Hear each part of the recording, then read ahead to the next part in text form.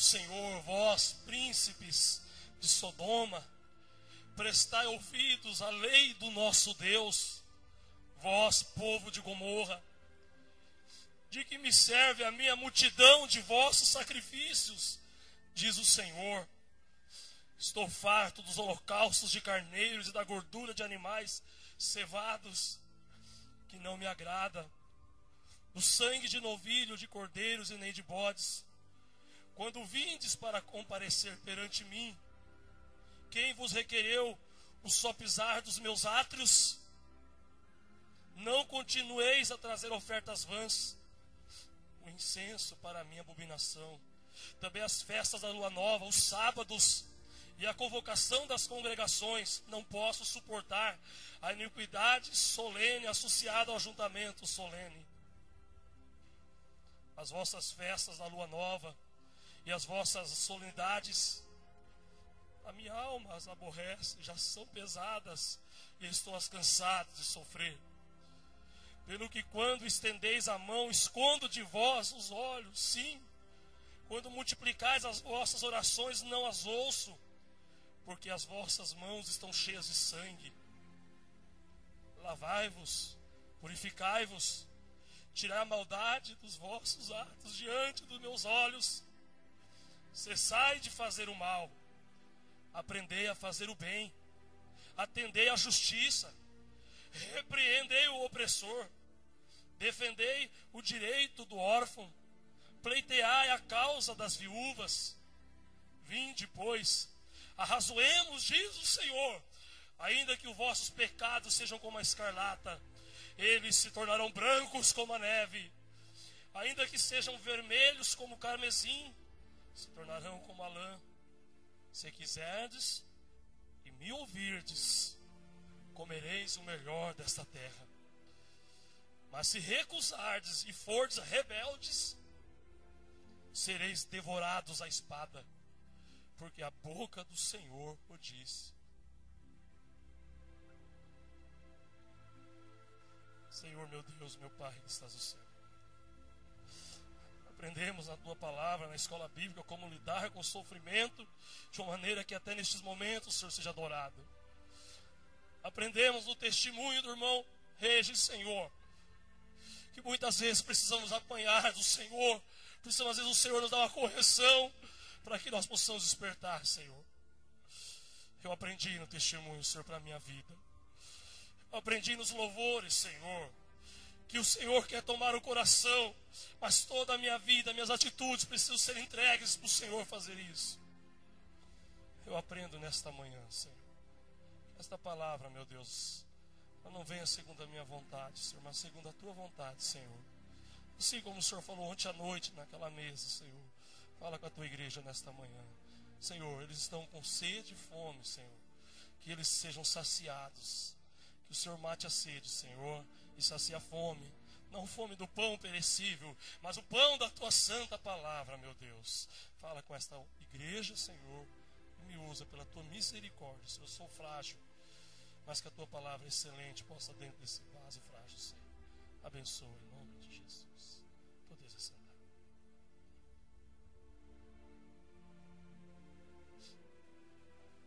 Já tem irmão intercedendo, orando pela mensagem.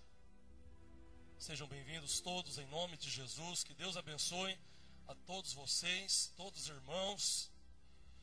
Deus abençoe, Regi, a sua vida. Deus te dê um livramento, filhão. Deus tem uma grande obra na vida do Regi. Nós já iniciamos o ano, irmãos. Lucivânia, Deus tem um propósito, sua vida, o seu esposo, sua família. Meu sobrinho Fernando, talvez tudo correr bem, em março vai estar batizando. Amém, meus irmãos? Se Deus quiser, em março, Fernando vai descer as águas batismais. A Lucivana também disse que sente a vontade de batizar. Eu falei, firma com o Senhor, firma aliança com Deus, para que possa descer as águas, fazer um compromisso maior. Que Deus abençoe a todos vocês. Irmãos, como manter a igreja viva? Quantos aceitam o que vai ser dito aqui antes de eu falar? A palavra de Deus.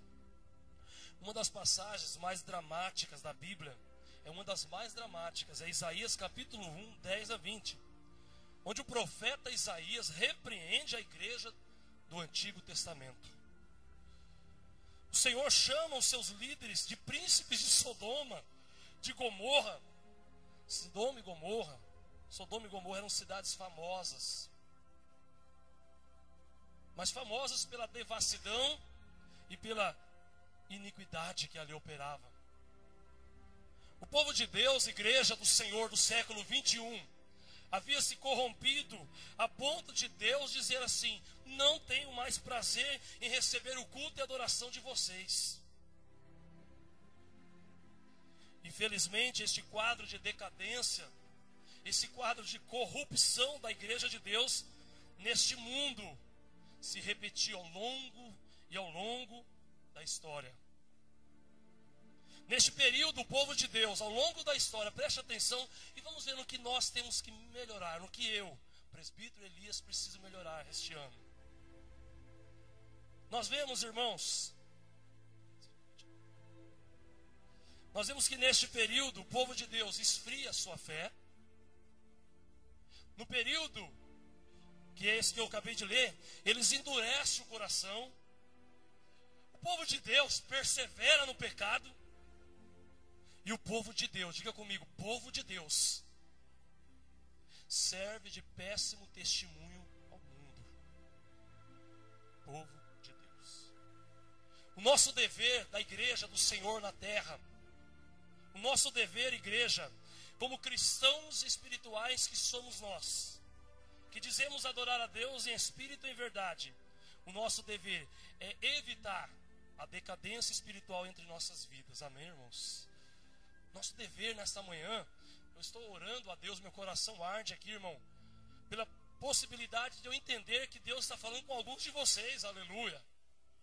Para que nós possamos entender que o nosso dever nas nossas vidas é cuidar, evitar para que nós não desçamos a decadência espiritual. E dentro dessa leitura de Isaías no capítulo 1, eu tiro 4 coisas que podemos fazer para evitar o declínio espiritual da igreja. Porque queira ou não, pasme, a igreja evangélica do Brasil e também no exterior, ela, infelizmente, todas as igrejas estão declinando espiritualmente. Mas com a graça de Deus, com a palavra de Deus, que nós venhamos a ter fome, não fome natural, humana, mas a fome de Deus nesta manhã, para aprender a palavra do Senhor. Como manter a igreja viva, igreja? Queridos irmãos, como que nós podemos manter, evitando o declínio espiritual? Alguém vai perguntar aí, presbítero Francisco, de que maneira, irmão Elias, nós podemos evitar o declínio espiritual? De que maneira? Primeiro, tratar o pecado com seriedade.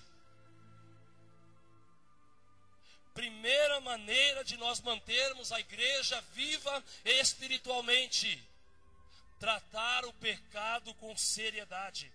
Nada mais arruína depressa a vida espiritual de uma comunidade do que aquela que permite os pecados dos membros permanecerem sem serem tratados como deveriam. Nós lemos na Bíblia Sagrada, no livro de Juízes 7, 1 a 11, que quando Acã desobedeceu a Deus, irmãos, quando Acã desobedeceu a Deus, não foi Acã que sofreu, foi toda a comunidade do povo de Deus que pagou o preço. Toda a sociedade cristã, ou melhor, de Israel, toda a sociedade, povo de Deus ali, todos eles, aquela comunidade sofreu as consequências. Os nossos pecados, igreja, irmãos e irmãs, não são o maior problema. Diga comigo, os nossos pecados não são o maior problema. Então qual é o maior problema? O maior problema é quando os nossos pecados estão ocultos. É quando nossos pecados, os meus pecados estão escondidos. É quando os meus pecados não são confessados. Sabe qual é o maior problema que a igreja sofre e sofreu no passado? Não é porque ela peca, nós somos pecadores e carecemos da graça de Deus, aleluia. Mas o problema maior é que nós escondemos, nós ocultamos. ponhamos debaixo do tapete e ninguém precisa saber. E isso, segundo a palavra em Isaías, se constitui um dos maiores tropeços espirituais que entristece o Espírito de Deus. E sabe o que acontece, igreja? Olha para mim, todos vocês. Quando os pecados estão ocultos, escondidos, a igreja começa espiritualmente a tropeçar, porque entristece o Espírito de Deus. E isso acaba se espalhando pela igreja. E sabe o que acontece quando os pecados não são tratados pela igreja do Senhor? A igreja fica envenenada. Quando os pecados não são tratados, não, deixa o irmão, não, ele é bonzinho. Irmãos, tem que ser tratado com amor, mas tem que ser tratado. Todos os doentes precisam ser cuidados e tratados. Doente não sara sozinho em casa. Doente tem um acompanhamento. Espiritualmente, os doentes da igreja, muitos estão precisando ser tratados. E a doença do pecado, muitos falam, não, ninguém tem nada a ver com a vida daquele irmão. E aí nós vamos entrar na privatização. Nós vamos entrar na vida privada, ninguém manda na minha vida.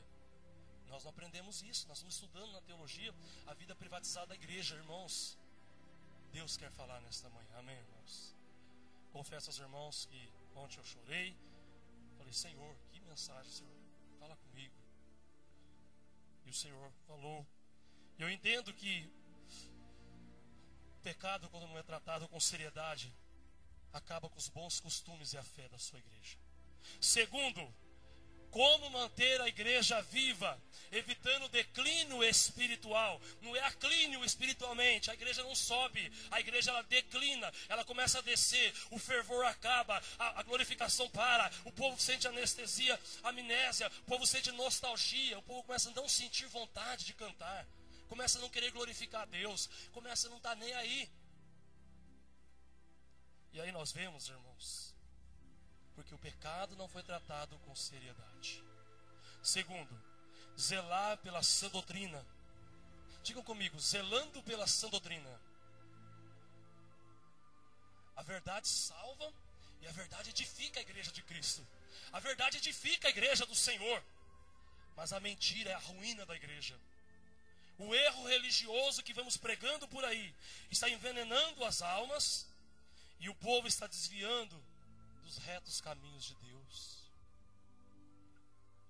O Senhor Jesus criticou severamente a igreja de Pérgamo por ser demasiadamente tolerante para com os falsos mestres que haviam na igreja, que infestavam a comunidade com falsos ensinamentos. Tiatira, Jesus repreendeu a igreja de Tiatira por tolerar uma mulher chamada Jezabel. E essa mulher se chamava profetisa, mas ensinava os seus membros a praticar a imoralidade. Devemos ser pacientes, igreja, e devemos ser tolerantes, a Bíblia ensina, mas nunca ao ponto de pagarmos o preço de comprometer o ensinamento claro do Evangelho. Os irmãos entenderam?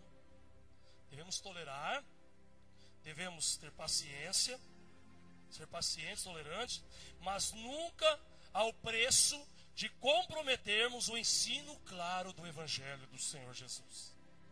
Como manter a igreja viva, igreja? Como manter a igreja viva? Pérgamo tolerava a imoralidade dentro da igreja. O que é imoral? O que nós temos visto ultimamente? Às vezes nós não praticamos a imoralidade, mas nós gostamos de ver algo imoral. A igreja de Pérgamo, havia idolatria dentro da igreja. Povo de Deus que pregava contra a idolatria, mas ela era idólatra. A igreja de Pérgamo pregava heresias.